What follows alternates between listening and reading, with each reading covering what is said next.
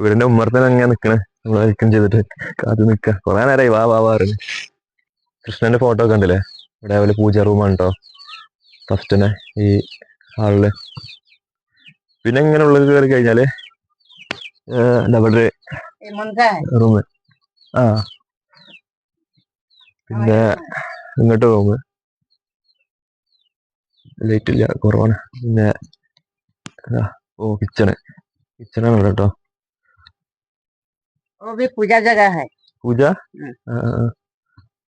Hello. കൈപ്പങ്ങ വറുക്കാണ്, എന്താ അറിയില്ല. കർല. കർല എന്നിട്ട് അവര് പറഞ്ഞേ. ഇതിന് പേരാണോ ഉണ്ടാക്കുന്ന സാധനത്തിന്റെ ഡിഷിന്റെ പേരാണോ അറിയില്ല. ഇതിന് കർലാന്ന് ഇപ്പഴ പറയല്. അപ്പൊ ഇതിന് കൈപ്പങ്ങന്റെ പേരാണ്. അതാണ് ഇപ്പൊ ഉണ്ടാക്കണത്. പിന്നെ അതുപോലെ ടേബിളാണ് കേട്ടോ. പ്ലേറ്റ്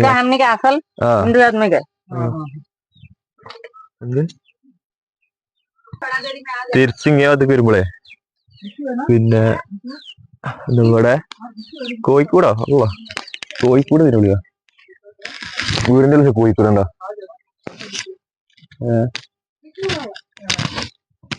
പിന്നെ അവിടെ റൂം. ഇത് ബെഡ്റൂം തന്നെയാണ് കേട്ടോ. ബെഡ്റൂമും വരെ വെജിറ്റബിൾസ് ഒക്കെ താഴെയാണ്. അതുപോലെ കിടക്ക. പിന്നെതാ ഈ ആഡംബര ജീവിതം. അപ്പൊ ഇങ്ങനെയൊക്കെയാണ് ഈ വീടിന്റെ ഉള്ളത്തെ അവസ്ഥ കേട്ടോ. ഇനി ഇവിടുന്ന് പുറത്തേക്ക് ഇറങ്ങിയേക്കാം. ബാക്ക് ഭാഗത്തേക്ക്, ബാക്ക് ഭാഗം നോക്കി.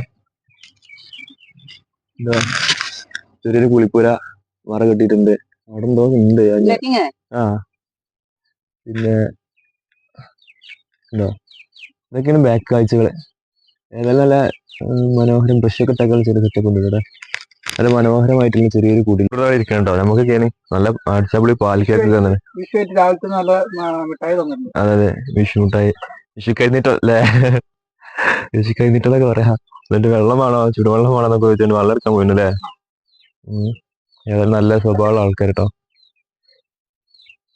കണ്ടോ വെള്ളം കൊണ്ടുവരുന്നേ.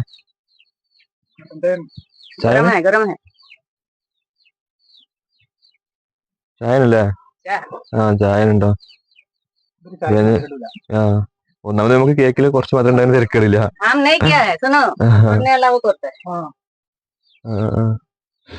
അപ്പൊ അങ്ങനെയൊക്കെയാണ് രാവിലത്തെ വിശേഷങ്ങള്. നമുക്ക് ഇനി കാണാം, കുറച്ച് കഴിഞ്ഞിട്ട് കാണാം.